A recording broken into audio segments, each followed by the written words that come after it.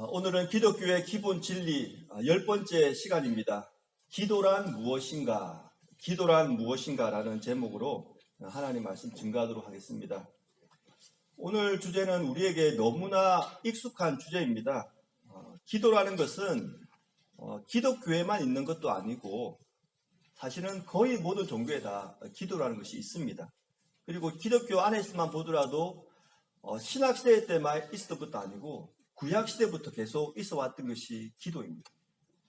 사실 기도라는 것은 인류의 역사만큼이나 오랜 전통을 가진 것일 것입니다.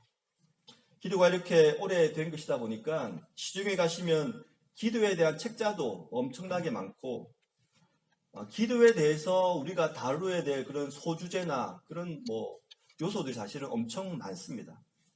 그래서 오늘은 제가 생각할 때에 기독교 관점에서 기도를 말할 때 가장 중요한 요소가 무엇인가 그것을 조금 축약해서 말씀을 드리고자 합니다. 편의상 기도에 대한 영어 철자 pray, P-R-A-Y라는 이 영어 철자를 가지고 제가 설명을 해드리도록 하겠습니다. 먼저 첫 번째 P입니다. P는 presence. 그러니까 우리가 기도할 때 가장 중요한 것이 뭐냐면 presence. 하나님이 계시다는 것을 인식하고 기도를 해야 된다는 것입니다.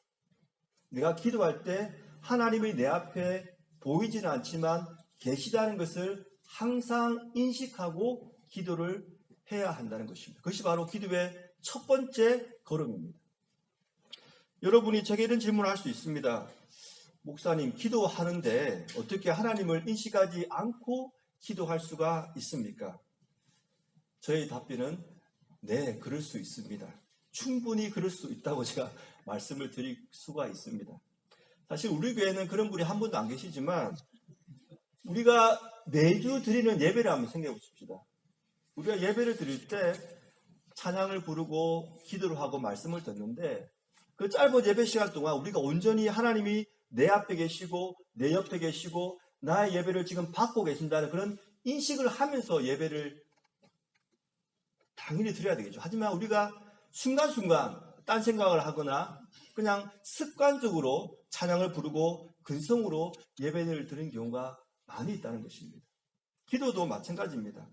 기도하는 것은 기본적으로 하나님과 내가 대화하는 것입니다.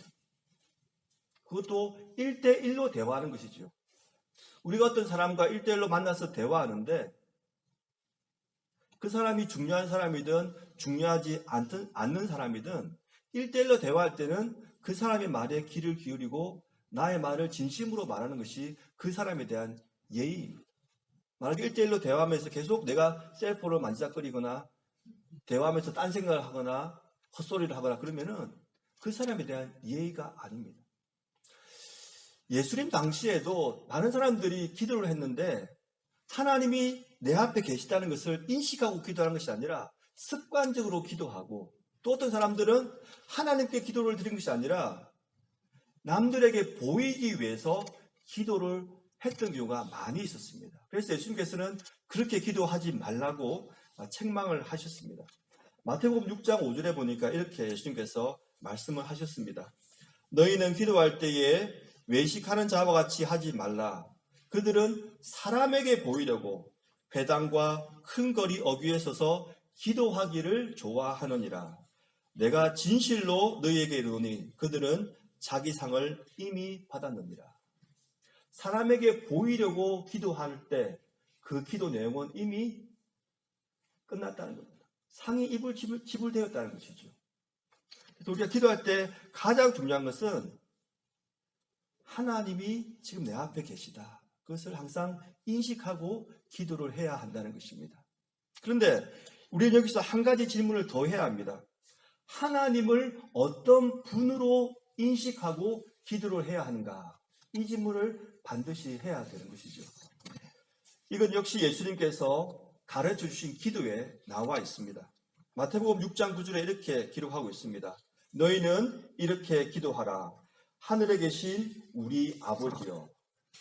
하나님을 어떤 분으로 인식해야 되냐면 하늘에 계신 분으로 그리고 우리의 아버지로 인식을 하면서 기도해야 한다는 것입니다. 우리가 하나님을 하늘에 계신 분으로 인식한다는 것은 하나님의 능력을 상징합니다.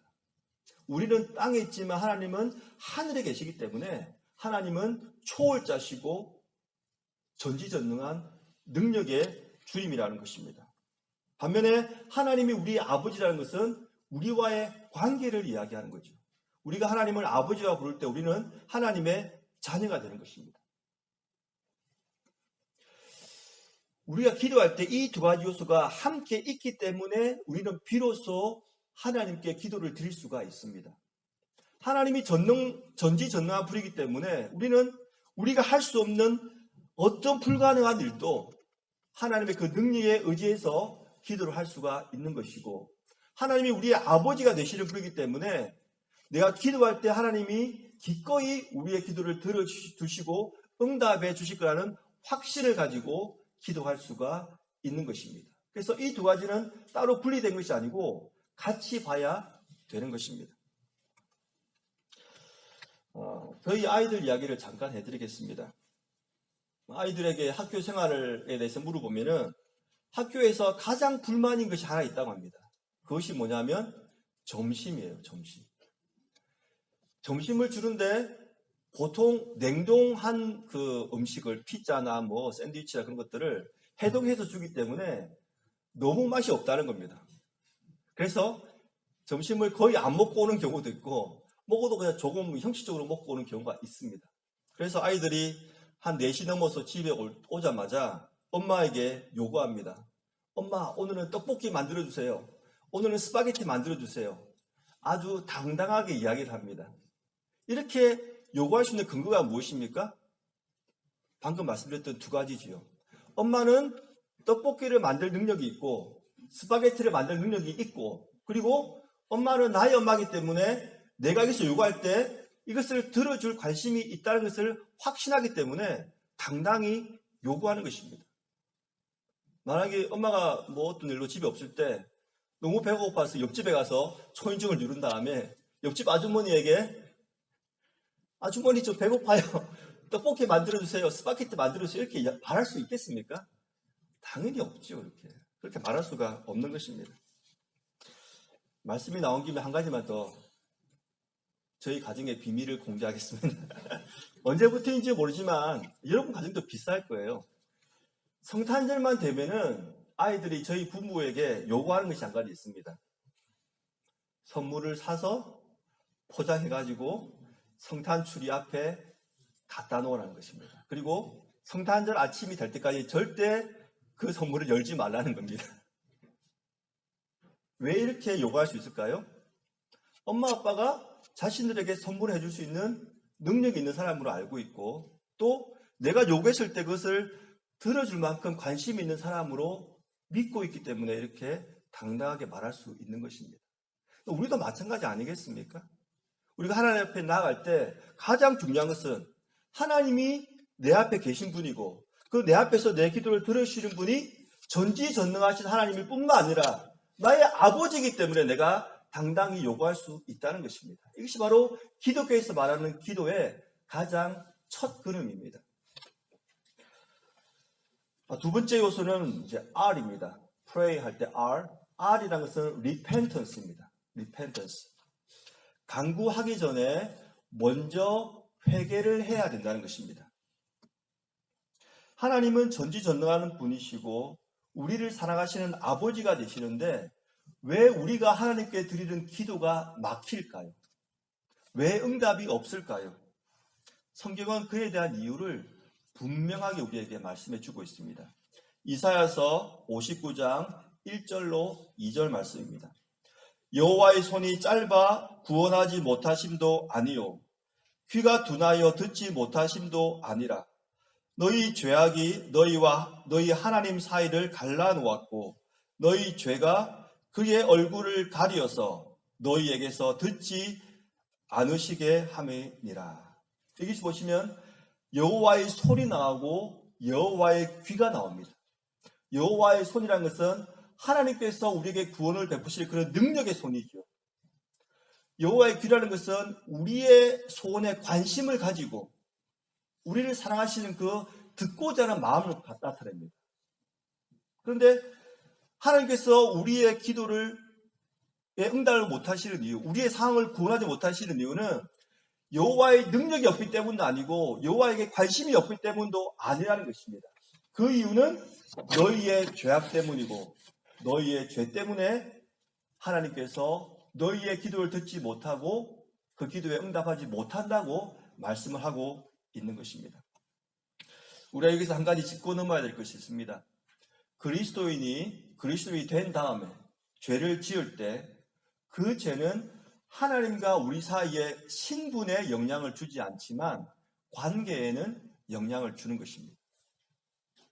만약에 여러분에게 자녀분들이 계실 텐데 자녀가 여러분에게 심각한 죄를 지었습니다. 그렇다고 이미 낳은 내 아들이, 내 딸이 나와의 신분상 관계가 끊어지지 않는 거죠.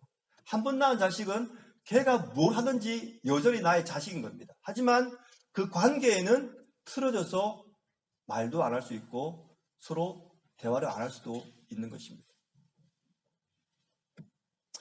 죄악이라는 것은 마치 담과 같아서 우리가 하나님께 죄를 지으면 지을수록 하나님과 우리 사이에 담이 쌓아지게 되는 것입니다. 그 죄악이 더 많이 지을수록 그 담은 더 높아가는 거죠. 그러니까 우리가 하나님께 기도를 해도 그 담 때문에 하나님 귀에 들리지가 않는 것입니다. 마치 제가 여러분에게 공이 있으면 패스하고 싶은데 여러분과 제 사이에 담이 있으면 그 벽 때문에 공이 여러분에게 전달되지 않는 것처럼 우리가 죄를 지으면 하나님과 우리 사이를 담이 갈라놓기 때문에 우리가 아무리 기도할지라도 하나님이 그 기도를 듣지 못하신다는 것입니다. 사랑하는 성도 여러분, 혹시 우리 중에서 기도를 하는데 계속 기도가 막히는 분이 계십니까? 답은 하나입니다. 회개를 해야 합니다. 기도하실 때 내가 지은 죄가 생각나게 해달라고 도와달라고 기도를 하셔야 됩니다. 두리뭉실하게 회개하지 마시고 기도를 하면서 구체적으로 나의 잘못이 생각나게 하시고 그것을 놓고 구체적으로 간구할 때 비로소 내 마음속에 성령께서 임하시는 것입니다. 성령은 거룩한 영이기 때문에 죄가 있는 곳에 임하지 않고 회개하는 자의 심령에 임하여 주시는 것입니다. 사도행전 2장 38절에 이렇게 기록하고 있습니다.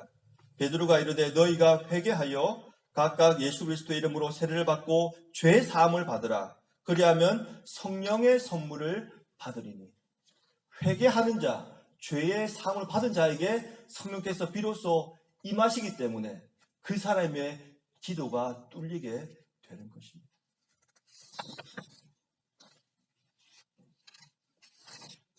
이제 세 번째 A에 대해서 살펴보겠습니다. pray 할 때 A는 ask입니다. 간구하는 것이지요. 그리스도인들이 간구를 어떻게 해야 합니까? 많은 것들이 있지만 가장 중요한 것은 뭐냐면 간구할 때 예수님의 이름으로 간구를 해야 합니다.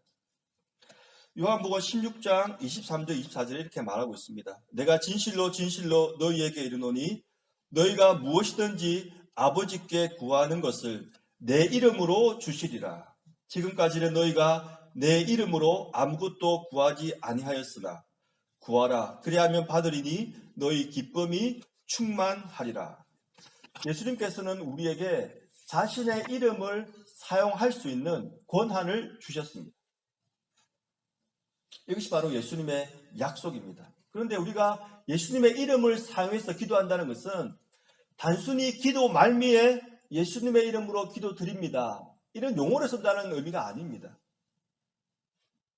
예수님의 이름을 사용할 권한이 우리에게 있다는 것은 그보다 훨씬 더 깊은 의미가 있는 것입니다.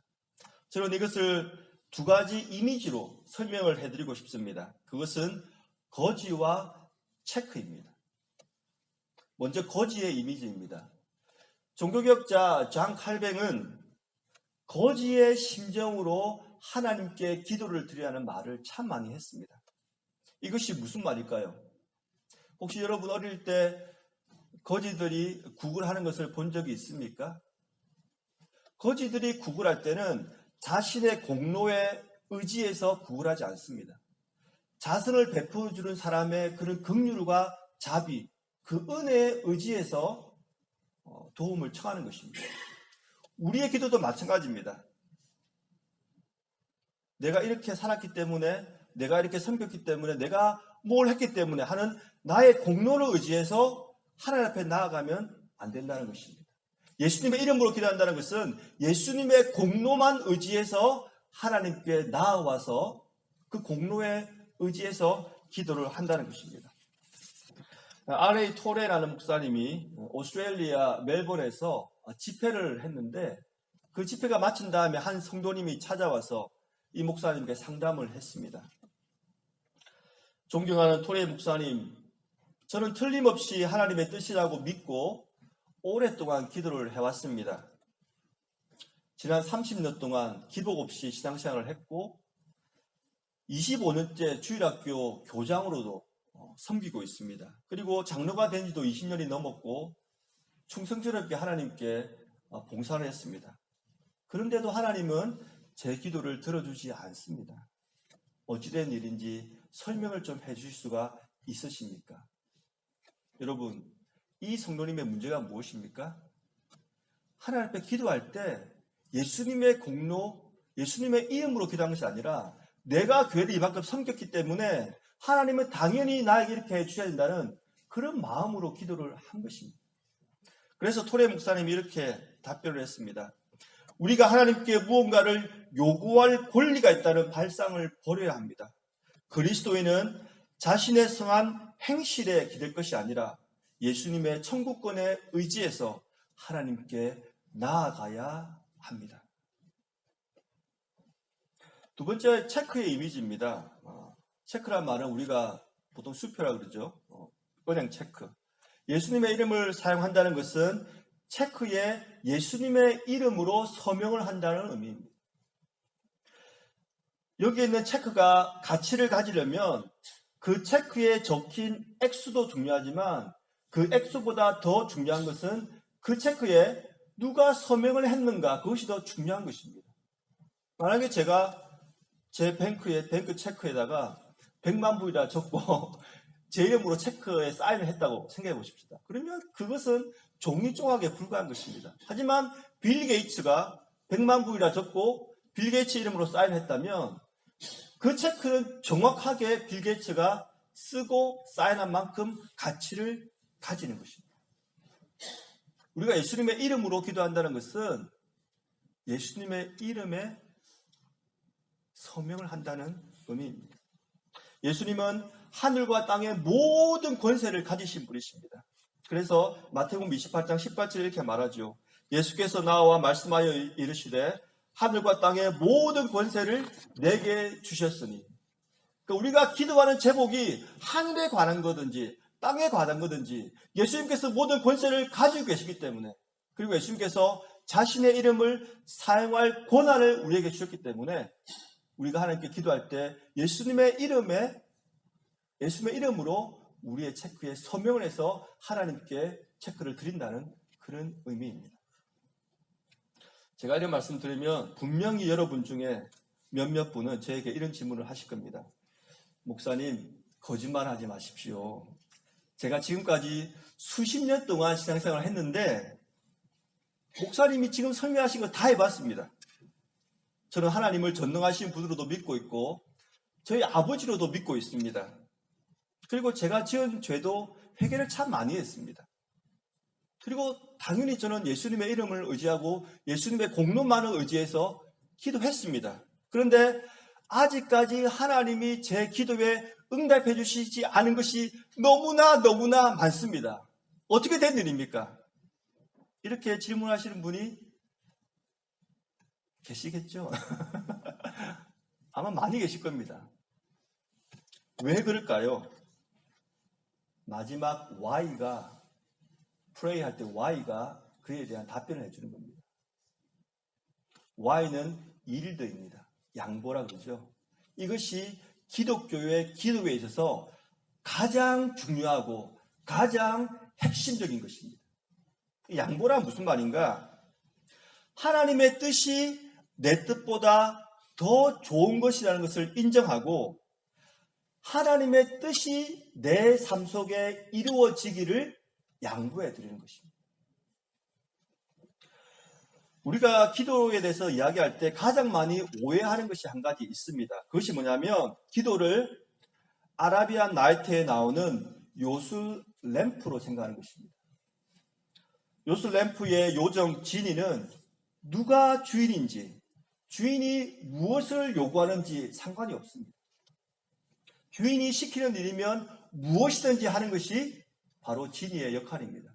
우리가 기도할 때 그렇게 생각한다는 것입니다. 그런데 기도는 그런 것이 아닙니다. 하나님은 요술 램프의 지니가 아닙니다. 우리가 무슨 일이든지 요구하는 것마다 들어주시지가 않습니다. 왜냐하면 하나님의 관심은 우리의 기도 제목에 있는 것이 아니고 우리 자신에게 있기 때문입니다. 이것은 굉장히 중요한 기독교의 기도의 핵심입니다.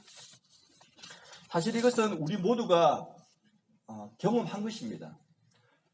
여러분께서 젊으실 때, 여러분의 어린 자녀들을 키우실 때 거의 대부분 여러분이 경험하신 겁니다. 여러분 자녀들이 어릴 때 아이들은 주로 무엇을 찾습니까? 사탕이나 초콜릿이나 아이스크림을 찾지요. 아이들이 요구합니다. 그럼 여러분이 어떻게 하십니까? 그래, 너가 요구했으니까 나는 그것을 줄 능력이 되니까 마음껏 먹어라 그러면서 사탕 한 뭉치를 다 갖다 줍니까? 밥을 먹기 전에 아이스크림을 요구했으니까 아이스크림 그래 먹으라 하고 갖다 줍니까? 놀이동원 갔는데 날씨가 더워요. 아이들이 아이스크림을 찾습니다. 그래, 나는 능력이 있고 너가 요구했으니까 내가 아이스크림 10개 사줄게 하고 10개 사다 줍니까? 아니지요. 부모에게 가장 관심 있는 것은 아이들의 요구가 아니라 아이들 자체입니다. 하나님의 관심도 우리의 요구에 관심 있는 것이 아니라 우리 자신에게 관심이 있으신 겁니다. 왜냐하면 우리가 하나님의 자녀이기 때문에. 마태복음 7장 11절에 이렇게 기록하고 있습니다. 너희가 악한 자라도 좋은 것으로 자식에게 줄 알거든. 하물며 하늘에 계신 너희 아버지께서 구하는 자에게 좋은 것으로 주시지 않겠느냐. 너희가 하나님과 비교했을 때 악한 자라도 부모로서 아이들이 요구하는 것보다 아이들에게 필요하고 좋은 것을 줄 알거든. 하물며 하나님께서 좋은 것으로 너희들에게 주지 않겠느냐는 것입니다. 하나님의 관심은 우리의 기도 내용이 아니라 우리 자신에게 있다는 것입니다. 오늘 우리가 읽은 본문을 제가 아직 다루지 않았는데요. 오늘 본문 보시면 놀라운 이야기가 나옵니다. 오늘 본문을 고린도후서 12장 보시면 바울이 3번이나 기도한 내용이 나옵니다. 그런데 본인이 3번이나 기도했음에도 응답받지 못했다고 지금 말을 하면서 지금 그 고백을 지금 하고 있는 겁니다. 여러분, 바울이 3번이나 작정하고 하나님께 기도했다는 것은 보통 우리 같은 사람은 한 100번 정도 기도한 내용이에요. 그런데 왜 응답을 받지 못했는가? 그것을 지금 설명을 해주고 있는 것입니다. 제가 고린도후서 12장 7절 8절 말씀을 한번 읽어보겠습니다. 여러 계시를 받은 것이 지극히 크므로 너무 자만하지 않게 하시려고 내 육체에 가시 곧 사탄의 사자를 주셨으니 이는 나를 쳐서 너무 자만하지 않게 하려 하심이라. 이것이 내게서 떠나가게 하기 위하여 내가 3번 죽게 간구하였더니. 본문을 잘 보시면 하나님께서 바울에게 허락하신 것이 2개 있습니다. 무엇입니까? 계시와 가시입니다. 계시라는 것은 바울이 받은 장점입니다. 가시라는 것은 바울이 받은 약점이지요. 이 계시가 고린도후서 12장 오늘 본문 바로 전에 보면 어떤 내용이냐면 바울이 3층 하늘, 천국에 다녀온 사건을 구체적으로 말하고 있습니다. 그런데 바울이 가진 장점은 이 계시만이 아니라 엄청난 능력을 받았지요. 바울이 기도하자 죽은 자가 살아나고 바울이 손을 얹자 병든자가 치유함받고, 바울이 얼마나 능력이 있었으면 신약 성경을 13권이나 기록할 정도였습니다. 바울은 가히 기독교 최고의 신학자였고 기독교 최고의 선교사였습니다. 하지만 하나님께서는 바울에게 계시만 주신 것이 아니라 가시도 주셨다는 것입니다. 신학자들마다 이 가시가 무엇인가 굉장한 의견이 있고 또 주석이 있는데 크게 나누면 두 가지입니다. 바울이 받았던 가시는 첫 번째는 바울이 가는 곳마다 바울을 괴롭히고 바울에게 돌을 던지고 바울을 죽이려고 했던 유대 종교 지도자들. 두 번째는 바울이 가졌던 육신의 연약함을 들고 있습니다. 이 육신의 연약함은 크게 또 두 가지로 나누는데 바울이 심각한 안과 질환을 가지고 있었다고 보기도 하고 바울에게 발작을 일으키는 간질이 있다고 이렇게 말을 하기도 합니다. 심각한 안과 질환이 있다고 말하는 이유는 바울이 다메섹 도상에서 예수를 만날 때 강한 빛을 받기 때문에 그 빛에 의하여 눈이 멀어지죠. 그래서 나중에 회복되지만 여전히 심각하게 눈에 장애가 있었다 이렇게 말을 하는 겁니다. 그리고 간질이 있다고 말하는 이유는 신약 성경에 보면 귀신들이 사람에게 들어갔을 때 그 사람에게 나타나는 그런 역사가 뭐냐면 그 사람이 발작을 일으키는 것입니다. 오늘 본문 보시면 사탄의 사자를 주셨다 했기 때문에 바울도 이런 간질과 같은 설교할 때 막 몸을 막 흔들고 막 그냥 어쩔 수 없는 그런 발작을 일으켰다고 신학자들이 생각을 하기도 하는 것입니다. 성경에서는 바울에게 있었던 가시가 정확하게 무엇인지를 말해주고 있지는 않습니다. 하지만 제가 볼 때는 두 가지 다인 것 같습니다. 왜냐하면 본문 10절에 보니까 이렇게 말하고 있기 때문입니다. 내가 그리스도를 위하여 약한 것들과 능력과 궁핍과 박해와 공고를 기뻐하노니 이는 내가 약한 그때에 강함이라. 바울이 분명하게 고백한 게 뭐냐면 나에게 지금 있는 게 뭐냐면 약한 것들이 있다는 겁니다. 육신의 연약함을 말하는 것이 아닐까 생각이 들고 능력과 박해와 공고가 있는데 이것은 유대 종교 지도자들이 줬던 거라고 생각할 수 있기 때문에 바울에게 있는 가시는 엄청난 것이었던 것입니다. 그런데 이 가시를 헬라어로 보면 조금 더 흥미롭습니다. 이 가시에 해당되는 단어가 스콜롭스라는 단어인데 이 가시를 또 어떻게 번역이 가능하냐면 땅에다 대고 우리가 천막을 칠 때 박는 말뚝 있죠. 말뚝으로도 이 가시를 번역할 수가 있습니다. 그러니까 계시라는 것은 뭐냐면 사람의 기분을 이렇게 하늘로 높이는 거죠. 나에게 있는 장점, 내가 잘하는 점, 내 기분이 막 붕 뜨는 거. 하지만 하나님께서 계시만 주신 것이 아니라 가시도 주셨기 때문에 그 붕 뜨는 기분을 어떻게 합니까? 땅에다 그냥 박는 거예요. 바울도 사람이었기 때문에 계시는 좋아했지만 가시는 싫어했어요. 그래서 3번이나 작정하고 하나님께 이 가시를 제거해달라고 기도를 한 것입니다. 그런데 하나님의 응답이 무엇이었습니까? No. 아니라는 겁니다. 근데 그 이유를 지금 본문에서 설명을 해주고 있습니다. 그 이유가 무엇입니까? 7절에 나오고 있죠. 여러 계시를 받은 것이 지극히 크므로 내가 너무 자만하지 않게 하시려고 내 육체의 가시 곧 사탄의 사자를 주셨으니 이런 나를 쳐서 너무 자만하지 않게 하려 하심이라. 간단하게 정리하면 무엇입니까? 바울이 교만하지 않도록 하기 위해서 하나님께서 사탄에게 가시를 주신 것입니다. 여러분, 만약에 하나님이 이 바울에게 계시만 주시고 장점만 주셨다고 생각해 보십시다. 바울을 가장 잘 아시는 분은 바울 자신보다 오히려 하나님이셨어요. 가는 곳마다 사람을 살리고 병든 자를 치유하고 계시의 역사가 있어가지고 하나님의 말씀이 선포되는 곳마다 죽은 자가 살아나고 그렇게 살았다면 바울의 말년이 어떻겠습니까? 교만했겠지요. 그러니까 하나님께서 바울을 지키신 것입니다. 너에게는 계시뿐만 아니라 가시도 필요하다고 주신 것입니다. 만약 바울이 계시만 받고 가시를 받지 않았다면 우리가 지금 기억하는 바울이 더 이상 아니었을 것입니다. 사랑하는 성도 여러분, 여러분 개인이나 가정에 있는 가시가 무엇입니까? 여러분을 가장 힘들게 하는 것은 무엇입니까? 여러분의 기분을 땅바닥으로 쳐박는 그런 말뚝은 무엇입니까? 여러분의 건강입니까? 여러분의 자녀입니까? 여러분의 남편입니까? 여러분의 아내입니까?